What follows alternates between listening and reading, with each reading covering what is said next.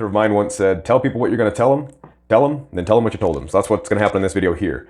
I'm going to dull this knife up. It's already been dulled up, and I'm just going to give it a little bit more. And I'm going to show you an easy way to resharpen it. And that resharpening these s90v knives that I make is not that hard with the proper techniques and with a pretty darn cheap stone. And so I'm going to show you a little demonstration of how much of an edge this has. I'm going to just show you what a nice sharp knife looks like. This is the Mountain Man, made in s90v. And so we're looking to get back closer towards that. All right, and I'm gonna give it a few more runs with this file. Make sure I put some things on the edge that actually be pretty damaging. And I've already done that probably about, I don't know, 20 times when I wasn't on cameras, but you can see the damage there. You can probably see the little notches if I put this just right. I think you can see those notches. So the goal is gonna be to remove it far enough down that those notches are gone entirely or mostly gone. And this is a $3 Gordon stone from Harbor Freight. I choose it because it's very cheap, and I'm not going to use, I'm not going to clamp this in a vise or anything like that. I'm just going to freehand sharpen this, and I'll just talk to you a little bit at the beginning about the technique that I'm using here. So what I'm going to do here is I have the knife positioned in my hand like so that I can hold it continuously flat. I try to just use the natural shape of my hand to make sure the blade can be held without teetering this way or that. So I have my fingers wrapped around on both sides of the blade and the handle is in my palm. This allows me to keep it nice and straight. And if I want to, I can put the tip on something just to keep the knife more steady. If I was in the woods, I could set the tip on a log. I could put the spine on a branch so that I could just have the knife even more steady. So I'm just gonna start working on the edge. The method I'm using for the stone, this is how I wrap the stone around my hand. So I have contact on all four sides of the stone. I have my fingertip up here just because having the finger extended allows me to just have more control over the angle of the stone because I have more skin on a wider area of that stone itself. If I had a smaller stone, I'd use a similar technique, but I might not have my finger this far extended because it wouldn't be as big. So to begin, I'm just gonna put my stone on the edge here and just pick whatever edge I want and just stick with that. If I wind up going, and so right now the angle is about there. If I desire, I can make it steeper. That's gonna be a little bit more work. Or I can go higher, which will shorten the sharpening process, but give me a more obtuse edge. It'll be a tougher edge, but it's not gonna be quite as slicey per se. And so to do this free-handed, I'm not worried about wearing out the stone because the stone is very replaceable and it'll last me long enough to be worth the $3 I spent. So if I want to, I can literally just use the end of it and I'm not gonna cry about it because the stone is not gonna disappear. I'm gonna look at the time right now, so we're at 3 minutes and 30 seconds. And I'm just gonna work this over until I feel like the edge is pretty decent. And I'm exerting a bit of pressure.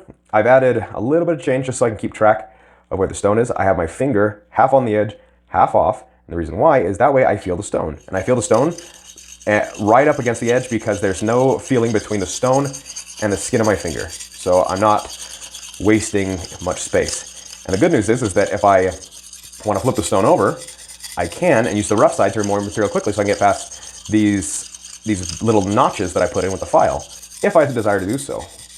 All right. Okay, all right. That got rid of quite a bit of the damage on one side. The notches are still there, but I'm really looking just to keep this quick.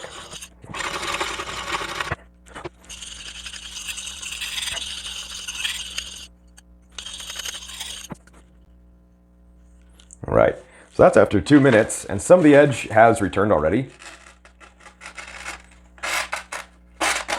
So there's still some damage, but the edge is better than it was. Okay, and we got those chips to a smaller extent.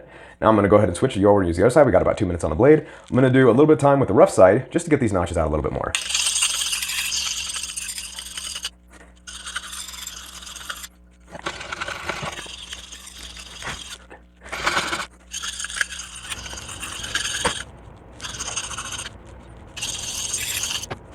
All right, so that's after 2 more minutes on the rough side. Right, so it is quite a bit better than it was at this point. Okay. A lot of the notches are worked down to being close to gone, but not quite. So now I'm going to give it a little bit more time, this time on the fine side.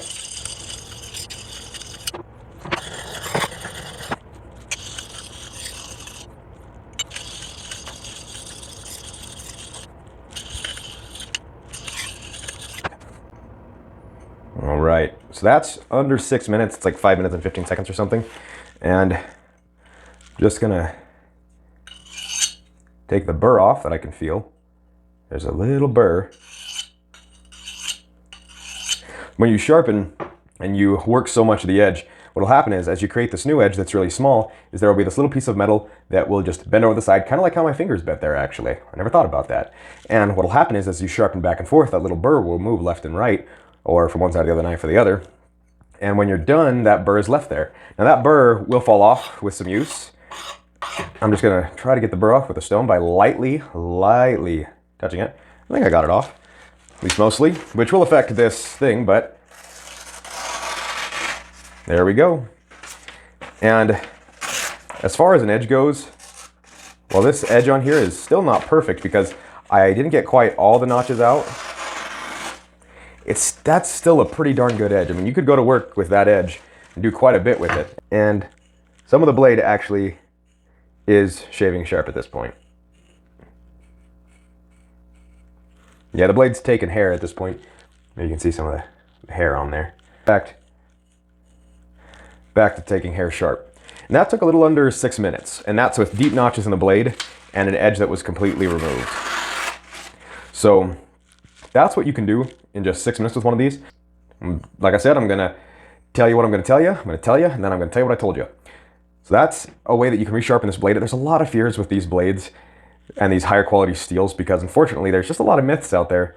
And a lot of them come from high quality steels that are poorly made or from people who don't know really how to sharpen a blade very well. And they can't be bothered to take a few extra minutes to learn. But in just 5.5 minutes using a really not a great technique. Honestly, be holding the blade and doing this is not a super great technique. And I don't really recommend it for your average sharpening. But if that's all you have to get by with, you can get by with it. And so hold it in the hand, try to have your hands on all sides of the stone, try to have your hands on all sides of the knife, try to remain somewhat consistent with how you're traveling up and down the blade, and realize that you can travel, as long as the stone is on the blade, it can travel in any direction. You can move in circles, you can move back and forth, you can move straight up and down if you want. All these will bring that edge.